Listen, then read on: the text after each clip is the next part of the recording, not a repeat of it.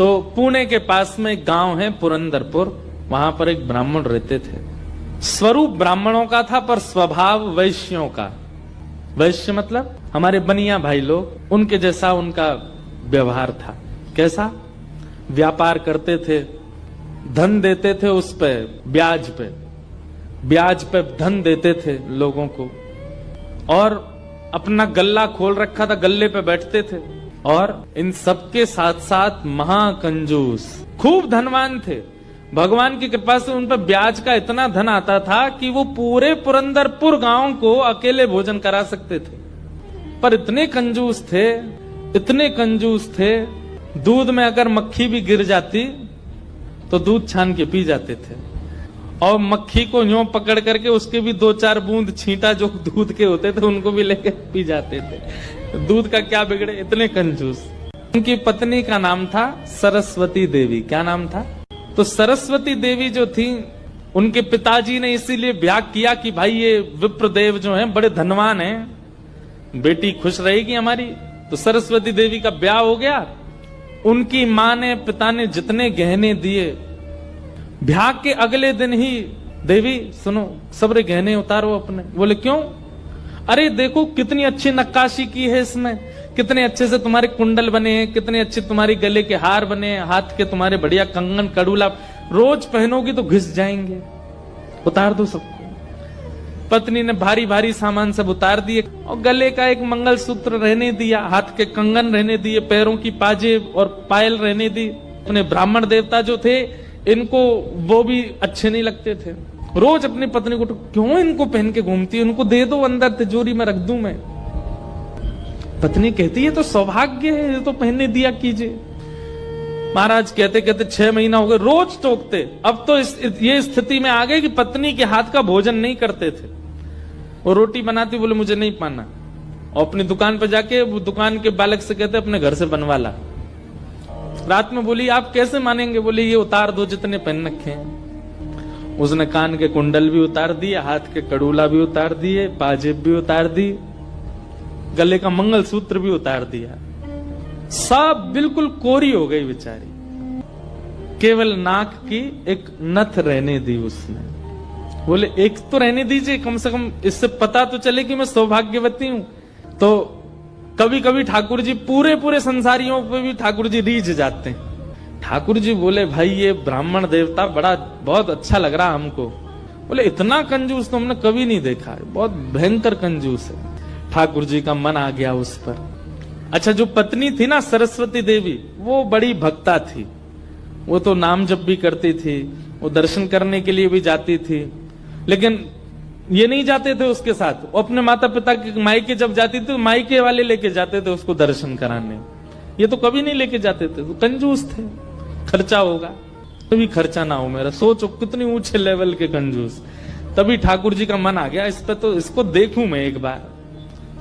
और हमारे श्री पंडरीनाथ भगवान, श्री विठल भगवान, एक दीनहीन से ब्राह्मण का रूप धारण किया, फटी सी धोती पहनी और पुराना काला सा जनेऊ धारण किया, और महाराज ऐसे तिलक सा लगा करके बिल्कुल दीनहीन, झुर्रियां पड़ रही मुखमंडल पर, और ऐसे हाथ जोड़ते हुए इनके दुकान पर पहुंच गए।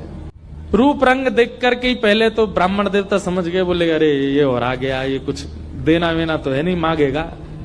कहो तन पे नहीं लगता, चल दिए कलकत्ता, क्या करने आए हो? ठाकुर जी बोले बहुत गरीब ब्राह्मण हूं मैं, मेरी बेटी का ब्याह होने वाला है, अपनी पुत्री का ब्याह करना है मुझे, और मुझे ब्याह के लिए थोड़ी व्यवस्था चाहिए धन की। आप तो बहुत बड़े धनवान सेठ हैं, कृपा कर दीजिए ना, कुछ दे दीजिए मुझको, मैं अपनी बेटी का ब्याह कर दूंगा और थोड़ा ठीक हो जाएगा। या तो धन दे दीजिए, नहीं तो कुछ सामान दे दीजिए, सामग्री दे दीजिए, मैं उसी से कुछ ना कुछ तो व्यवस्था करूं। ये देखो मेरी धोती यहाँ से उधरी हुई है, मेरा कुर्ता यहाँ से फटा हुआ, कैसे तुमको दूं? मैं खुद नहीं अपने नए खरीद पा रहा, तुमको कहां से दूं भाई? ये सब तो केवल बाहर का दिखावा है, मेरे पे कोई पैसा वैसा कुछ नहीं है, दूसरों का धन ले रखा है मैंने। भैया चलते बनो, कहीं और जाओ, किसी और से मांगो, भगवान करे तुम्हारी बेटी का ब्याह बहुत अच्छा हो। बोले मुझे या तो धन दीजिए, नहीं तो मैं यहीं बैठा रहूंगा। ठाकुर जी जिद पे आ जाए तो उनको कौन हटावे। आपके दर पे आया हूं, कुछ तो लेके जाऊंगा, मेरी बेटी का ब्याह है। अंत में हार करके ब्राह्मण बोला, देखो मैं ऐसे नहीं देता हूं, कुछ लाओ, मेरे पास गिरवी रखो, पैसा ले जाओ, और जब पैसा हो जाए तो पैसा देके अपना सामान ले जाना, तुम पे है कुछ देने के लिए, मुझसे कुछ काम करा लीजिए दुकान में, मैं ये कर दूंगा, आपकी साफ सफाई कर दूंगा, इतना कर सकता हूं, उसके बदले कुछ दे। बोले उसकी जरूरत नहीं है, सब है नौकर चाकर मेरे पास, मैं तुम्हें बस इतना कह सकता हूं, कोई मूल्यवान सामग्री दो, पैसा ले जाओ, और जब पैसा हो जाए तो पैसा वापस दे के सामग्री ले जाना। मतलब इतना भी दान नहीं कर सकता मैं। ठाकुर जी बोले ठीक है, मैं जाता हूं, कुछ ढूंढ के लाता हूं। ठाकुर जी भी इतने खेलते हैं, ठाकुर जी जैसा खिलाड़ी नहीं है। ठाकुर जी गए उस ब्राह्मण देवता के घर, और घर जाकर के द्वार पे खड़े होकर रोने लगे। भीतर से सरस्वती देवी निकल के आई, अरे अरे अरे अरे ब्राह्मण देवता, आप इतना रो क्यों रहे हैं, क्या बात है? छोटी सी मेरी लाली बड़ी हो गई है, उसका ब्याह के लिए मैं बहुत दिन से वर ढूंढ रहा था, बड़ी मुश्किल से एक लड़का मिला है, अपनी बेटी का ब्याह करना है। बहुत जगह ठोकरें खा के मांगा मैंने, मुझे किसी ने सहायता नहीं दी, अंत में तुम्हारे द्वार आया हूं, यहां भी नहीं मिला, बेटी को क्या मुंह दिखाऊंगा, यहीं प्राण त्याग दूंगा, जहर मेरी जेब में ही रखा है। सरस्वती देवी तो बेचारी बड़ी भावुक, भक्त का इस स्वभाव है कि वो दूसरे की पीड़ा देख ही नहीं पाएगा, तब समझो वो भक्त है। सरस्वती देवी तो रोने लगी, आंखें लाल पड़ गई। बोले भगवान, मेरा मन अगर मुझ में सामर्थ्य होती, मैं पूरा घर आपको दे देती, पर मैं क्या करूं? मेरे पतिदेव इतना प्रतिबंध लगा के रखते हैं कि मैं स्वयं ऐसे रहती हूं, मैं आपको क्या दूं? ठाकुर जी तो इतने ही पछाड़ खा के गिर पड़े, अरे हाय राम, अब तो मैं जहर खाना ही पड़ेगा, निकालू कहां है? सरस्वती देवी रुकी रुकी रुकी, ऐसा मत कीजिए भगवान, चरण पकड़ूं आपके, मेरे पास एक ही वस्तु है।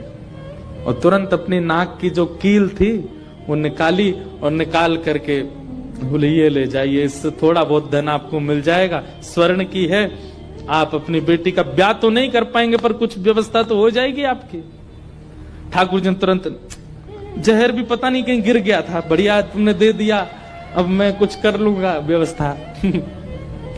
ठाकुर जी वो कील उसकी नाक की ले ली और सीधे गए उस ब्राह्मण की दुकान पर। देखो कितने उद्यमी हैं ठाकुर जी, और उसके दुकान पर जाके सीधा ले ले, और इसके बदले अब ला पैसा दे मुझको, तू कह रहा था ना कुछ सामान दो, उसके बदले पैसा मिलेगा, ये ले सोने की कील नाक की, धर ले अपने पास, ला पैसा दे।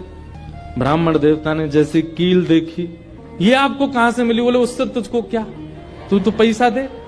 मुझे कहां से मिली इससे तेरे को मतलब नहीं होना है, तू पैसा दे मेरे को, मेरी बेटी का ब्याह है, और अब मैं तेरे से भीख नहीं मांग रहा हूं, चीज रख के गिरवी तब ले रहा हूं, ला दे। मिली कहां से? बोले तू मत सोच, मुझे पैसा दे। कील उसने तिजोरी में अंदर रखी, और उसका जो धन होता था वो धन ठाकुर जी को दिया, ठाकुर जी ने जेब में धरी, निकल गए वहां से। ब्राह्मण ने अपनी भुजा ऊपर करी, बोले इसको बताता हूं, ये बहुत दानवीर बनती है अपने मन में, मैंने इसको बोला था एक कील पहने, वो तो बहुत अच्छी कृपा मुझ पर ठाकुर जी की, जो मैंने इसके सारे गहने उतरवा दिए, नहीं तो सब दान कर देती, एक कील छोड़ी वो भी दान कर दी किसी को। अब यहां वो ब्राह्मण जा ही रहा था अपने घर, उससे पहले दुकान का जो मुनीम था वो बेचारा सरस्वती देवी को बहुत मानता था, कभी कभी सहायता कर देती होंगी उसकी। वो सेठ जी से, इनसे ब्राह्मण देवता से पहले ही दौड़ के गया और जाके बोला, मैया आज बचो आप। बोले क्यों, आपने कोई कील दी थी किसी को? बोले हाँ दी तो थी, एक ब्राह्मण के ब्याह के लिए दे दी थी। क्या हो गया? उसने जाके वो आपके पतिदेव को ही दिया और बदले में ले गया पैसा। सरस्वती देवी, हाय नाथ अब नहीं बचूंगी, वो तो बहुत डांटेंगे। बोले वो आ रहे हैं, दुकान बंद कर दी उन्होंने, वो सीधे धोती चढ़ाए ऊपर चले आ रहे हैं सीधे, आप बचो। हे पांडुरंगा, हे विठलनाथ, हे मेरे प्राणनाथ, मेरी रक्षा करो। ये कैसा नियम आपने, मेरे आज जीवन में पहली बार तो कुछ दान किया, वो भी एक ब्राह्मण बेचारा अपनी हत्या करने पर तुला था तो मैंने किया। ये कैसा आपने खेल किया ठाकुर जी, कैसे भी मेरे पति को रोको। लेकिन इतनी डरती थी अपने पति से, इतनी व्याकुल हो गई, तुरंत विष ले लिया। बोली कि मैं उनका क्रोध नहीं सह पाऊंगी, उनकी मार पिटाई डांट नहीं सह सकती, उससे अच्छा तो मैं प्राण त्याग दूं अपने।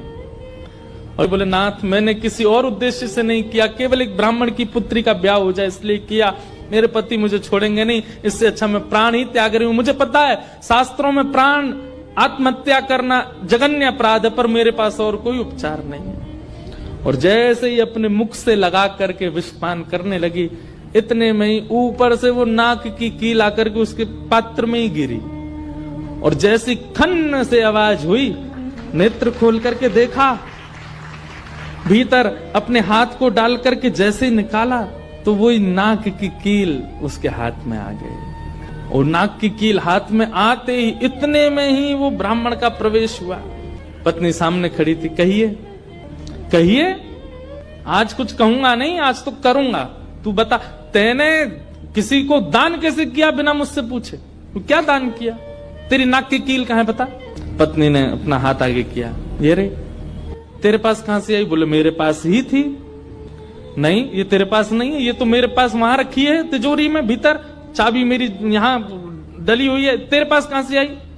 बोले मेरे पास ही है, अब बहुत दिन से पहनी हुई थी, साफ करने के लिए उतारी थी थोड़ी सी। ऐसा हो ही नहीं सकता है, मैंने इसके बदले मूल्य दिया है एक ब्राह्मण को, और ये मेरी तिजोरी में रखी है, चाबी मेरे पास है। तो रुक, अभी रुक, मैं अभी जाता हूं। और कील अपने संगी लेके गया। गए, जाकर के दुकान खोली, तिजोरी जैसी खोल करके देखा, उसमें वो कील थी नहीं, वो हाथ में थी। ब्राह्मण बोला ये कोई स्वप्न नहीं है, ये कोई अचंबा नहीं है, ये कुछ और है। नेत्र सजल हो गए, दौड़ करके घर आया। बोले मुझे सच बताओ क्या हुआ? पत्नी बोली सच बताऊं? बोले हाँ, मैंने ही ब्राह्मण को दी थी। हाँ, वो ब्राह्मण वृद्ध सा, उसके कुर्ते फटे थे, उसकी धोती उधरी सी थी। बोले हाँ, उसी को दी थी, वो मुझे दे के गया था और मैंने ये तिजोरी में रखी। तो फिर तेरे पास आई कैसे?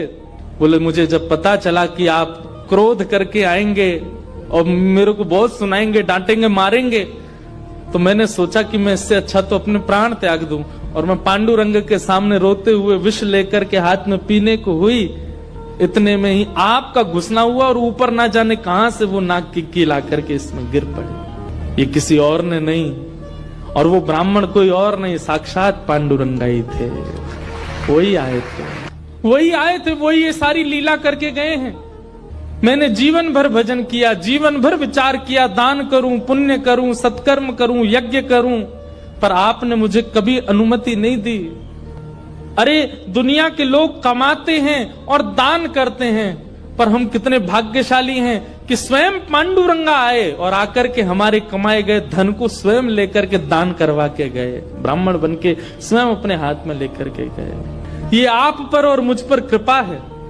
उसी समय ब्राह्मण ने मन में सोचा, मैंने जीवन में एक कार्य भी अच्छा नहीं किया, मैंने जीवन में एक कृत्य भी ऐसा नहीं किया जिससे ठाकुर जी मुझसे प्रसन्न हो। लेकिन मैं इतना अधम, इतना पापी, इतना दुष्ट, इतना अयोग्य, फिर भी मुझे ठाकुर जी ने इस योग्य समझा। और योग्य क्या समझा? मेरी दुकान पर आकर के ठाकुर जी याचना कर रहे थे कि मैं कुछ दे दूं। मैं कितना बड़ा दुर्भाग्यशाली कि ठाकुर जी मेरे द्वार पर आए और मैंने कुछ नहीं दिया उनको, उनसे हट किया, उनसे कहा कि कुछ लेके आओ तभी तुमको दूंगा। मेरी वजह से ठाकुर जी को श्रम सहना पड़ा। कितने कृपालु हैं बंधुओं ठाकुर जी, आपके अवगुण नहीं देखते कि मानव में और परमात्मा में अंतर क्या है। मानव वो जो सब अत्यंत गुणवान में भी अवगुण देखता है, और ठाकुर जी कौन? जो अत्यंत अवगुणी में भी एक गुण देख लेते हैं, इसमें ये गुण है। कितने कृपालु हैं बंधुओं ठाकुर जी, आपके अवगुण नहीं देखते। उसी समय उस ब्राह्मण देवता ने विचार किया कि अब किसके लिए जीना है। दुकान को बेच दिया, घर को बेच दिया, और पत्नी के साथ आ गए श्री पंढरपुर। और पंढरपुर में विठल भगवान के आगे आकर के बहुत रोए, याचना करने लगे, नाथ मेरे दुकान पर आप खड़े हो गए आकर के, और मैंने आपको इस प्रकार से दुत्कार दिया, इस प्रकार से आपको कर दिया। बहुत रोए।